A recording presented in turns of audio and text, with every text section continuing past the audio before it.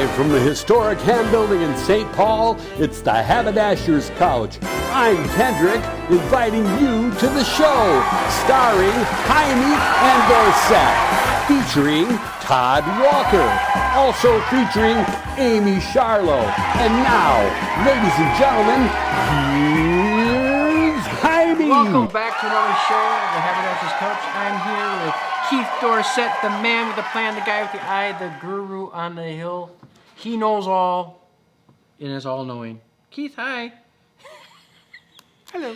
Been a heck of a week, hasn't it? It has. We've moved some clothes. We've moved some clothes. Weather's transition, back and forth, back and forth. And you know what I'm trying to do right now, Keith? What's that? I'm trying to create some rapport, some commonality between the two of us. I think we have a lot of that. I think we have Today we're talking about rapport, folks. That's right. How do we create rapport? You segued into that. Yeah. Oh, Isn't that cool? I'm a pro. This is 167th show. I better be getting good at it. That was really clever. Keith, as retailers, you know that every day consumers walk through our doors. We're graced with their presence, right? They have something that we need. We have something that they need. It's a nice relationship. Symbiotic. Yeah. Did you ever hear the term just browsing? Yeah, sometimes. Not so much here, though. I don't mind the term because what happens is it's an opening. It's an opening to create rapport between a consumer and the retailer, right? When they say I'm just browsing, they're really saying I need some help. If you look at it that way.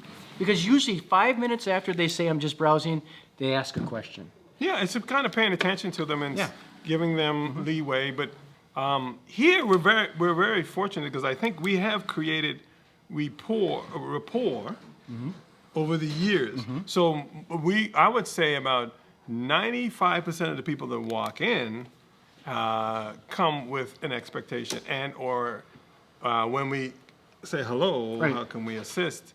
They, have already have in mind what they want, and or we start that conversation because the rapport has been developed over the years. So when we find commonality, it not only makes us better communicators, but we find a connection between a stranger that we never thought we'd find. It makes us more successful in our lives. It enriches us. Yes. When we care about the person who walks through the door. Empathy. Empathy, yes. Now, Keith, what is rapport? Well, rapport forms the basis of meaningful, close, harmonious relationships. Yeah, well, is that your technical term? That's it. Wow. I was going to ask you what your definition was. Was that pretty good? That was Webster there, man. Yeah, it kind of hit me. I got warm right here. Yeah, but I understand what it is, and I think it can go outside of this building, this store, our community, right? I think it's important to establish a rapport within our community. Then it goes through our country and it goes global, right? It's interesting about rapport, as I find, that it diffuses negativity.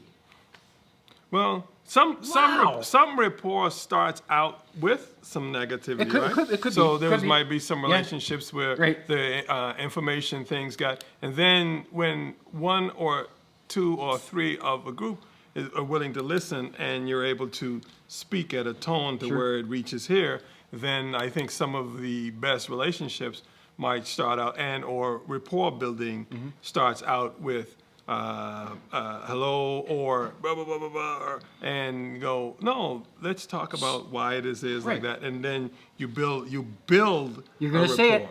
Right. I thought you were going to say trust. It builds trust. Well, yeah, I think those are cool. It's all encompassing. Yeah, it is all encompassing. When we build rapport, we create and influence other people, right?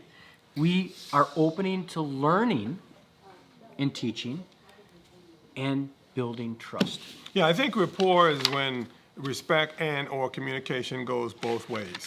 So that, in my definition, is when everyone gets to have their say and or their action. So it's not a one-way situation. So rapport to me is these two entities coming together and having equal say, or having this as say and or actionable actions together. You relate to this because we're building rapport. Remember, we are in the appearance business. So let's say we're getting ready to go to a cocktail party, and you say, well, what's my appearance?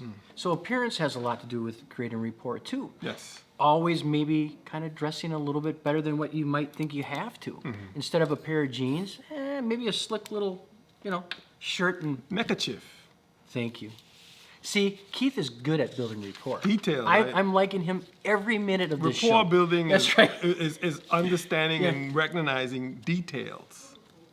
Keith, is it possible to make it seem like you're not being genuine when you're trying to build rapport? A guffaw. Like we should stay away from guffaws, right? Yes. Don't laugh because it may be not even funny. Yes. Because you want rapport. Be genuine about rapport. Yes. Yeah. And I think, well, and again, in given situations, but I think over the last several years, those things have become more and more important.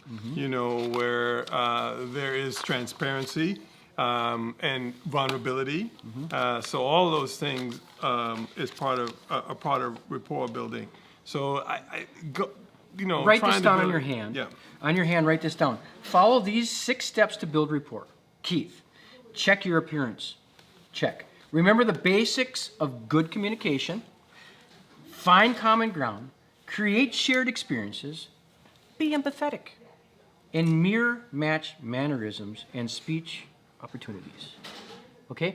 That's what we're going to do. That's what we're going to say. Those are the key points of building rapport. Keith, so differences. I'm glad we found common ground. Common ground.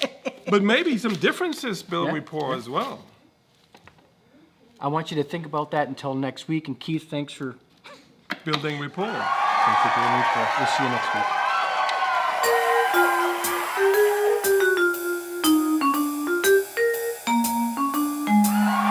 Hello, this is Amy the Hypnotist here at beautiful Heimie's Haberdashery, and this is Coffee Talk. Today I want to talk to you about our amazing teenagers, the class of 2024. As you may know, I do a ton of comedy stage hypnosis shows, and this time of year I'm traveling all around the Midwest and I'm performing at all these all-night lock-in parties. So I am in a unique position to talk with and interact with hundreds, if not thousands of teens. Now, during the pandemic, things got real quiet, as you know, and post-pandemic, I definitely noticed a change in the audiences. People were more reticent, they were more nervous, the levels of anxiety were really high, and I was kind of worried, like everybody else, about our teens. Now, I've got some great news. This year, there's been a shift. This year, our teens are back. They are sassy, they are fun, they are interactive, they are willing to take some risks, they are talking about their hopes, their dreams. This is what teens should be, and we need to encourage them. So I just wanted to share with you my experiences from direct observation. They are fun, they are interactive. I am seeing a lot of teens that are being really supportive of each other. So some of those social skills are coming back too. So people always say, I'm so worried about the next generation, the youth of today. Oh my goodness, we're all going to heck. But I want to tell you that I have great faith in this next group coming up. They have been really amazing. And that, my friends, is Coffee Talk.